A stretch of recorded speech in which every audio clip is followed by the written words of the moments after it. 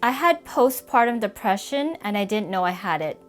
In this video, I'm sharing my experience with postpartum depression and how to get help without having to go through your doctor. So let's get started. I want to do this video and be vulnerable with you to help moms feel seen. I feel like people don't talk about postpartum depression. I think everyone has a picture of what they think postpartum looks like because of the news. They only report about how some tragedy occurred or like someone wants to hurt themselves or their child. But when I had it, I didn't have any of that, so I didn't think it was postpartum depression. So this is how it all started. After the birth of my second child, my son, I wasn't feeling good about myself. My belly was still big and it looked like I was still pregnant. It wasn't going down. It wasn't like a celebrity where, the next month it's like almost like they had a child and then the next month they're back to like a normal body size. I was not like that for like an entire year.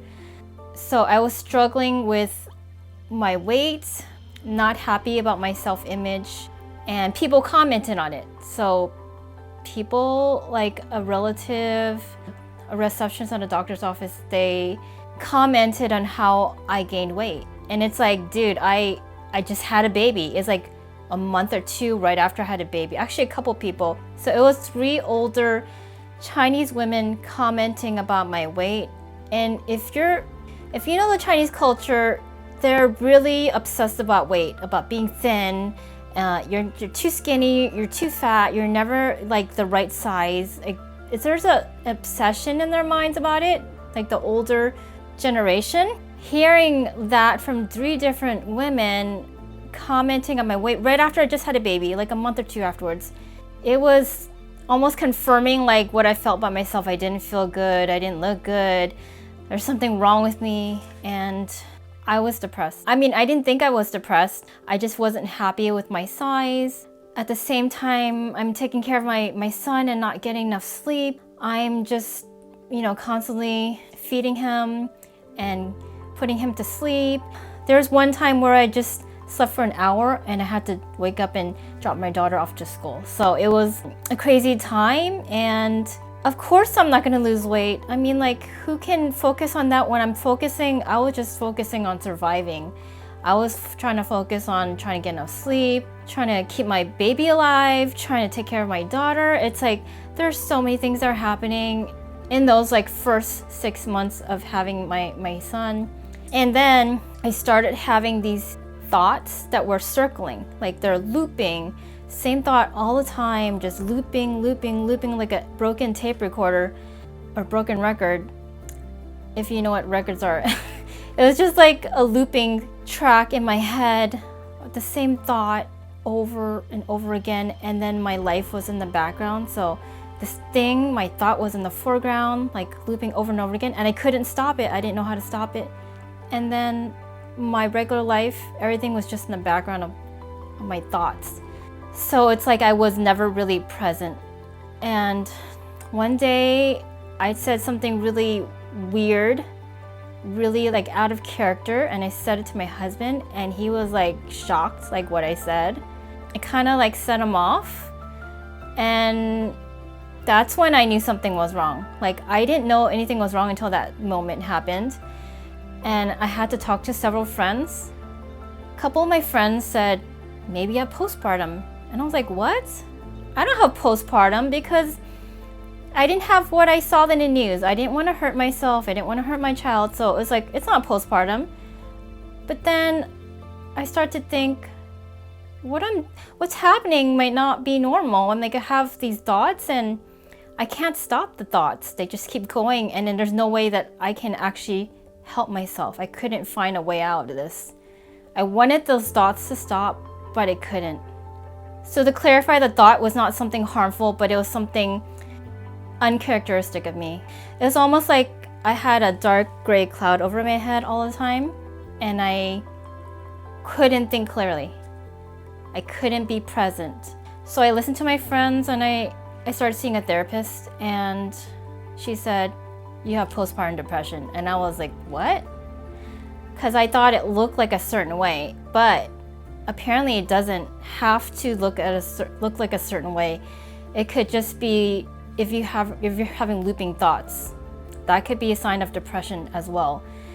And it was like a big realization for me, because I'm always trying to take care of myself, but I had to accept that I was depressed and I didn't know it. Like, I felt like I was happy, but if I thought about my thoughts, like looping like that, I wasn't really happy. I wasn't happy with how I looked. And it's almost like I was trapped in this mindset of, okay, you gained weight and you can't buy clothes because I don't want to spend money and stay this weight.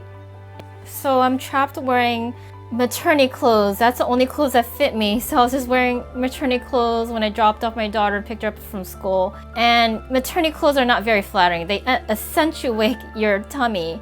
And I had a belly, so it was not the best clothes for me to wear. It wasn't making me feel good about myself. So I had to like break out of that mentality.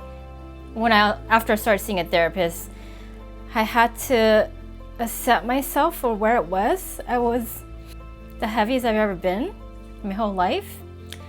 But it's kind of like a natural process. You're gonna gain weight to have a baby. So I had to accept myself where I was, that I was a bigger size, and it was okay. There's nothing wrong with being that size.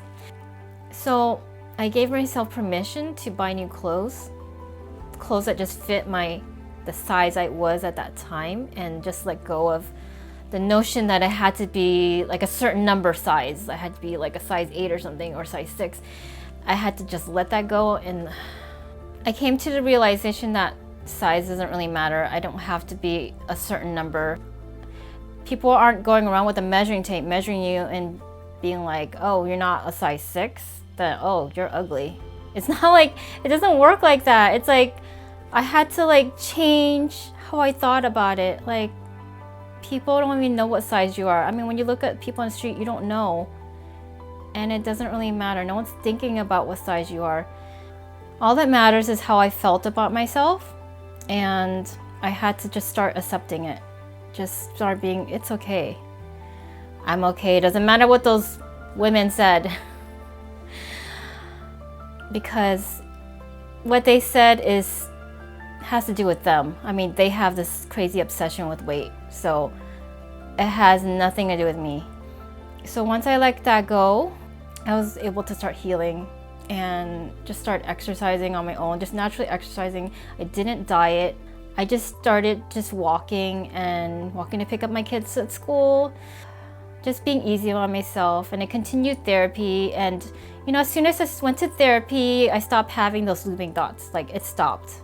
Like, that was how I got out of it. It was by seeing a therapist. She helped me pull out of the depression and heal and get better and feel good about myself and feel stronger and just go through this transformation of feeling more self-confident with myself. I think it's just stuff happened when I was a child and I didn't feel good about myself. It triggered it after I had my second child, and I had to deal with these issues head on. I couldn't ignore it anymore. If you know there's something's not right, if you have looping thoughts, just go see a therapist. Stay tuned to the end of this video because I'm going to mention a step-by-step process of how to get a therapist. I think the first 6 months to a year of having a child is the hardest time in a woman's life. Your body is transforming, like it changed completely. I mean, first you had baby for 9 months, you're growing a baby, and then the baby came out. I mean, the whole process of even giving birth is kind of traumatic. You don't have a moment to even think about that, and then you have a baby to take care of. And that baby is constantly needing attention, needing help, needing love and care. And it's like you're focusing from yourself to this child. That transformation is tough. I think I felt angry a lot at that time because I couldn't focus on myself, or I had to be more conscientious about focusing on myself versus before I could just do things more easily. But with children, when you have kids, you have to be more intentional about your time and your energy. I've always felt like I was held down by the kids and I was trapped. I couldn't go places, I couldn't do things. But you know, those times pass. Once the kids go to school, I mean, things always change. So it's not forever. I want you to know that you're not alone. Also, sometimes your spouse might not even know. Your husband might not even realize that you have depression, and you might start having some crazy, stupid arguments and you don't know why. It could be depression. It could be postpartum depression. I think you have to advocate for yourself, asking that you need help with the kids. You need a break sometimes. I had started to just ask my husband more for like breaks. I need like a day off. I need a time alone. So he would take the kids out, and that helped too. Women always think they're like superwomen, they can do everything and you don't need anyone's help. Sometimes you need help. You need a break. You need to just be alone. I mean, being alone was like really rare. So you need to like take care of yourself first, because if you don't take care of yourself, how can you take care of another being, a baby? So if you don't take care of yourself, then you don't have the energy, you don't have the right mindset to take care of kids. It'll come out as, you might end up taking it out on the kids, like your anger. You might just be angry all the time and be resentful. So you need to take care of yourself first. Doing therapy, doing acupuncture. I mean, acupuncture helps change your mood too and help relieve like whatever ailments you have. Because if you're not in pain and you're uncomfortable all the time, you're not gonna feel happy. And that's gonna reflect on how you act towards others, your family. Get chiropractor care if you need it. So I saw a chiropractor when I was 6 months pregnant. So something happened, and every time I would get up to go bathroom, I was in a lot of pain. I was crying. Every time I started walking, getting up, sitting down, turning my neck, I couldn't do anything. Something got thrown off. I saw a chiropractor and it was scary, but I saw one that I trusted, I've seen for a long time. I know he was gonna be gentle, and he was able to adjust my spine so that I wasn't in pain anymore. And then after I had my son, there's something wrong with my knee, and then every time I went up and down the stairs, it would be painful, so I went to see him again. So your body changes. It's changing when you're pregnant, and then it changes after you have the baby. It's adjusting back, and so sometimes your body needs a little more help, a little more care to get back to normal. Give yourself permission to do that. Give yourself permission to buy new clothes. I got gently used clothes on ThredUp, so it didn't cost that much. And also, when I didn't fit it, like when I lost weight, then I was able to like let go of the clothes and give it away. I didn't care. It wasn't a big deal. It's not like if you buy something that's a couple $100, you kind of hold on to it. Well, when I bought the clothes, it was like $20-something. I was like, I don't care. Or $10 top. I was like, I can donate it. So it's easier to get rid of things when you didn't spend that much money. I felt so much happier wearing cute clothes, even though I wasn't the size that I wanted. So if you went through what I went through and you still didn't lose the belly yet, I mean, just get flowy tops. They look flattering and they're comfortable. Don't buy stuff that's gonna hug your tummy. And also A-line dresses are great too. Here's the step-by-step process of getting therapy. So look in the back of your health insurance card. There's gonna be a phone number for mental health services. Call that phone number. When you call them, they're gonna ask you for like general information, like your birthday, your name, and then they'll call you back and give you a recommendation, a referral, and then you call the referral and you schedule an appointment. It's not too hard, but it's like a 3-step process.